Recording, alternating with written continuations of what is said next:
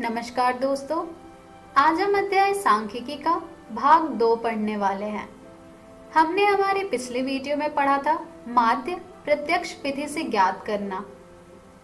आज के इस वीडियो में हम सीखेंगे माध्य कल्पित माध्य विधि से ज्ञात करना और दूसरा पग विचलन विधि से ज्ञात करना।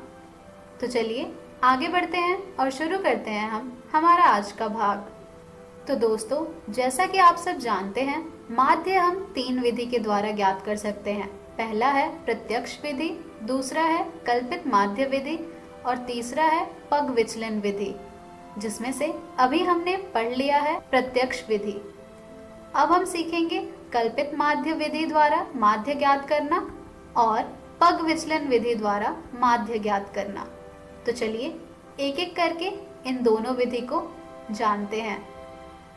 सबसे पहले हम शुरुआत करेंगे कल्पित माध्य विधि से। कल्पित माध्य विधि से माध्य ज्ञात करने का जो सूत्र है वो है x दंड बराबर a योग सिग्मा FI/DI बटे सिग्मा FI। अब आप सोच रहे होंगे कि यहाँ पर a क्या होता है। a यहाँ पर होता है कल्पित माध्य और DI बराबर होता है xi घटा a के। तो इस सूत्र को आप अच्छी तरह से याद कर लीजिए। इसका प्रयोग हम कल्पित माध्य विधि द्वारा माध्य ज्ञात करने में करेंगे। अब हम बढ़ते हैं पग विचलन विधि की ओर। पग विचलन विधि से माध्य ज्ञात करने का जो सूत्र है वो होता है x दंड बराबर a योग सिग्मा FI/UI बटे सिग्मा FI गुणे h। इस विधि में भी a हमारा होता है कल्पित माध्य और UI हम ज्ञात कर सकते हैं xi घटा a बटे h ज्ञात करके, और h होता है हमारा वर्ग माप। इस सूत्र को भी आप अच्छी तरह से याद कर लीजिए, क्योंकि इसका प्रयोग हम करेंगे पग विचलन विधि द्वारा माध्य ज्ञात करने में। तो चलिए एक एक उदाहरण से हम सीखते हैं कि किस तरह हम ज्ञात करेंगे कल्पित माध्य विधि द्वारा माध्य और पग विचलन विधि द्वारा माध्य। हमारा लिया गया प्रश्न है, किसी फैक्ट्री के 50 श्रमिकों की दैनिक मजदूरी के निम्नलिखित बंटन पर विचार कीजिए। स्क्रीन पर आपको वह बंटन दिख रहा होगा। कल्पित माध्य विधि से माध्य दैनिक मजदूरी निकालिए। तो चलिए अब हम कल्पित माध्य विधि द्वारा दैनिक मजदूरी का माध्य ज्ञात करते हैं। तो जैसा कि आप सब जानते हैं, हल में हम सबसे पहले जो हमारी दी गई बंटन सारणी होती है उसे हम कुछ इस प्रकार से लिख लेते हैं, जिसमें एक तरफ होता है दैनिक मजदूरी रुपयों में, दूसरी ओर होता है श्रमिकों की संख्या। कल्पित माध्य विधि द्वारा माध्य ज्ञात करने में हम 3 और कॉलम बनाते हैं।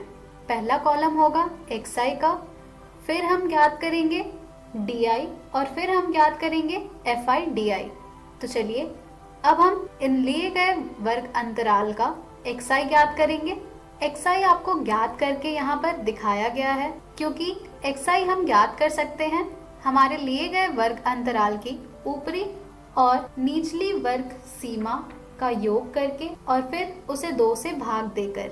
तो यहाँ पर हमारे पहले वर्ग अंतराल का xi आया है 110, दूसरी वर्ग अंतराल का xi आया है 130, तीसरी वर्ग अंतराल का xi आया है 150, चौथी वर्ग अंतराल का xi आया है 170 और पांचवी वर्ग अंतराल का xi आया है 190।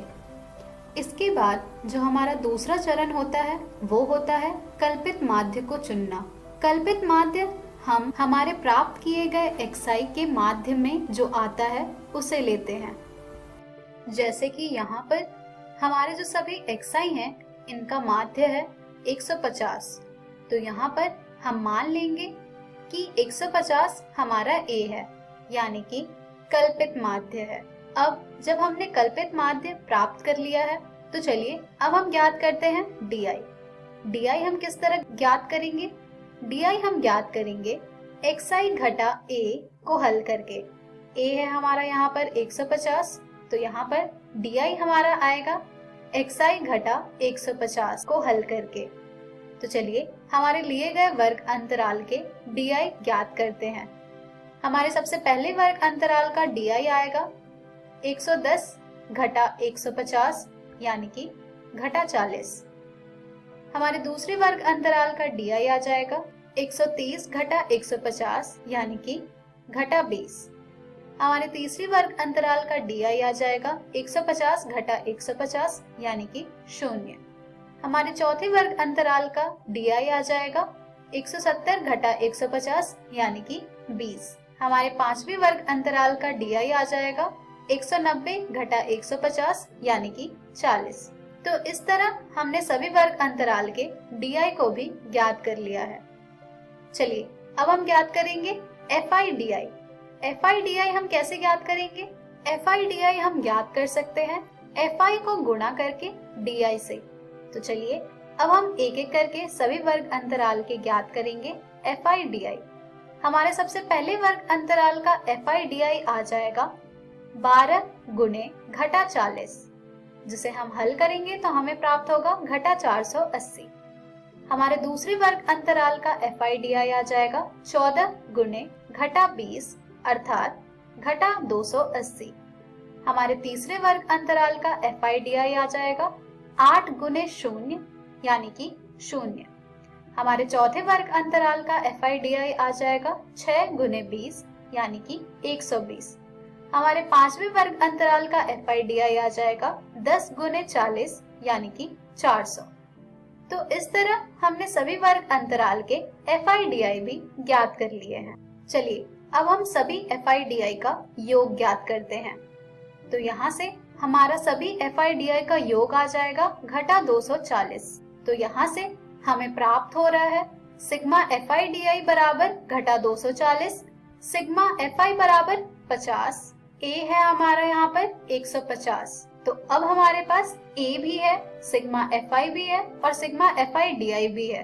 तो चलिए अब हम सूत्र का प्रयोग करके माध्य ज्ञात करते हैं। तो कल्पित माध्य विधि के द्वारा माध्य ज्ञात करने का जो सूत्र होता है वो है A योग सिग्मा FI/DI बटे सिग्मा FI। चलिए अब हम यहाँ पर इन सभी के मान को प्रतिस्थापित करते हैं।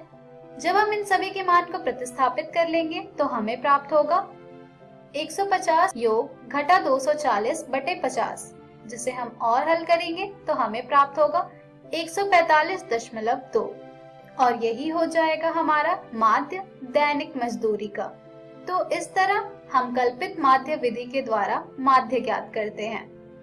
चलिए अब हम पग विचलन विधि के द्वारा माध्य ज्ञात करते हैं। पग विचलन विधि के द्वारा माध्य ज्ञात करने के लिए भी हमने बिल्कुल उसी प्रश्न का प्रयोग किया है। चलिए सीखते हैं हम अब पग विचलन विधि। तो जैसा कि आप सब जानते हैं, सबसे पहले हम सारिणी बनाएंगे जिसमें एक कॉलम में होगा हमारा दैनिक मजदूरी, दूसरे कॉलम में होगा हमारा श्रमिकों की संख्या, तीसरे कॉलम में हम ज्ञात करेंगे दिए गए वर्ग अंतरालों के XI जो कि होता है वर्ग चिन्ह। उसके बाद हम ज्ञात करेंगे UI और फिर हम ज्ञात करेंगे FI/UI। तो चलिए शुरू करते हैं हम हमारा कार्य।